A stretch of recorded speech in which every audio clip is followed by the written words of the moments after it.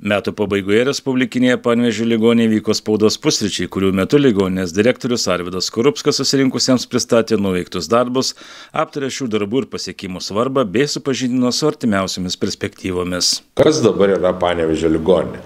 Panevėžio ligoninė turi 700 stacionarinių lovų, dirba 2030 darbuotojų, žiemą jų būna daugiau, nes atsiranda sezoninių darbų, vasarą mažiau. Tai yra pats didžiausias darbdavys ne tik Panevėžio mieste, bet ir viešoji Panevėžio apskrity. Mūsų įnašai per mokesčius į Panevėžio savivaldybės biudžetą virš 15%. Praeitais metais dienos chirurgijai startavo lazerinės hemoroidektomijos. Šiuo metu dienos chirurgijos skyrius turi 3 naujus kartos lazerius. Nei Panevėžio mieste, nei Panevėžio apskrity niekas negali su mumis šito klausimu konkuruoti, nes naujesnių, galingesnių, inovatyvesnių nieks neturi. Nei privatininkai, niekas. Toliau, vakuuminis krūtų biopsijos ekstraktorius yra vieninteliam egzemplioriui Pabaltijos šalyse, yra pas mumis. Su juo dirba pagrindė docentas Česna, vienas geriausių krūtų chirurgų Lietuvoje ir inovatyviausių.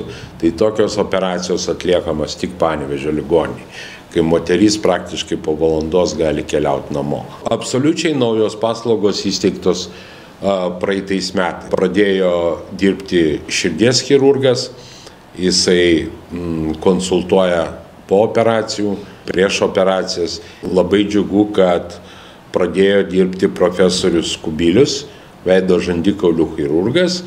Jisai ne tik konsultuoja, bet ir operuoja ligonius pas mus ligoniniai. Toliau, naujos galimybės. Turim naujas licencijas. Tai yra dar sudėtingesnės paslaugos gali būti teikiamas mūsų ligoniniai. Tai pirmiausia, tai hematologija, kraujo lygos. Dėka daktarės Daubarienės pavyko gauti 3 lygio licenciją, tokią pačią kaip Kauno klinikose, Santaros klinikose ir Klaipėdos universiteto ligoninėje. Mes 4 turim tokią licenciją. Ir alergologija. Atvykus daktariai didžiuliai, mes įvykdėm visus reikalavimus dėl tratinės alergologijos ir praktiškai beveik visas konsultacijas ir gydymą galima gauti vietoje. Urologija. Įsigytas naujos kartos akmenų skaldymo aparatas lazerinis. Tai praktiškai, kas liečia inksto akmenligę, mes turim visus būdus. Tiek išorinio skaldymo aparatus, tiek ir vidinio skaldymo aparatus ir praktiškai neatsiliekam nuo didžiųjų klinikų. Ir vaikų psichiatrija. Ypač džiaugiamės jaunųjų vaikų psichiatrų pasiekimais ir jeigu mes lyginsim pagal ne medikamentinius, tai yra netabletinius gydymo būdus, tai mes turim patį plačiausią spektrą Lietuvoje. Viena irgi iš mūsų nemedikamentinės psichiatrijos pasiekimų, tai yra meno terapija. Tai mes turim 2 padalinius, vieną vaikų raidos centre ir kitas yra suaugusių. Mūsų geriatrijos skyrius, vedančių geriatrijos specialistų Lietuvos vertinimu, tai vienas moderniausių skyrių ir pakankamai aukštos kvalifikacijos. Po naujų metų taip pat atidarysim mikrobiologinę laboratoriją. Šiuo metu baigiami montuoti filtrai, kurie užtikrins 3 saugumo lygį. 3 saugumo lygis paprastąja kalba, tai reiškia, kad jinai yra pilnai apsaugota net nuo virusų plitimo. Mūsų naujasis kūrinėlis tai yra pneumopaštas. Jis jau yra ištestuotas, jau žmonės mokosi ir oficialus atidarimas bus, kai pabaigsi mokymus. Anksčiau visus tyrimus pagalbinis personalas arba slaugutės senovinių pavadinimų nešiojo. Iš poliklinikos bėgdavo į laboratoriją, paskui atsakymus. Dabar nieks nieko nenešios. Kairiai pusėje matot kapsulės, į kurias sudedami tyrimai ir jos iš visų skyrių keliauja į laboratoriją ir lygiai taip pat grįžta atsakymai. Ir mūsų didžiausios viltis, tai yra jaunieji mūsų vadovai. Tiek skyrių, tiek vyresseserys, tiek vedėjai. Maloniausia tai, kad mūsų senjorus keičia jų mokiniai.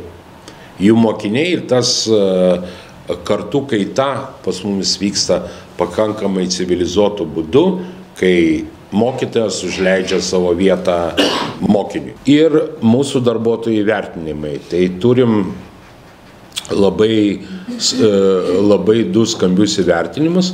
Tai daktarui Gediminui Miliūnui įteiktas valstybės apdovanojimas. Ir kitas labai malonus yra slaugytojai Balčiūnienei, karalienė Silvija įteikė apdovanojimą už inovatyvų sprendimą kolostomų srityje.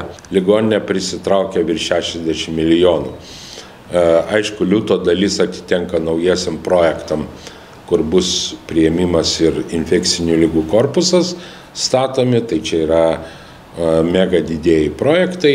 Mūsų investicijų suma yra didesnė negu Panevėžio savivaldybės.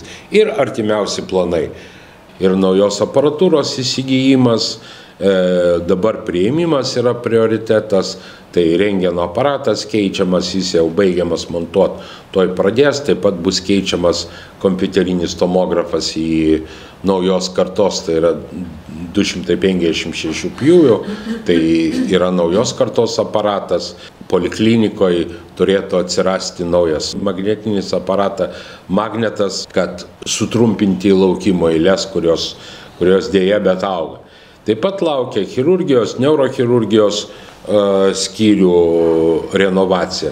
Ir kitas dalykas tai Likėnai, kuo mes tikrai labai džiaugiamės, kad pavyko per praktiškai 3 metus prikelt Likėnus iš pelenų ir paskutinių mėnesių jų veiklos rezultatai labai džiugina, jie yra sklidini. Direktorius pasidžiaugė, kad šiais metais ligoninei švenčiant šimtmečio jubiliejų buvo organizuojami ne tik šventiniai renginiai, bet nuveikta daug reikšmingų darbų.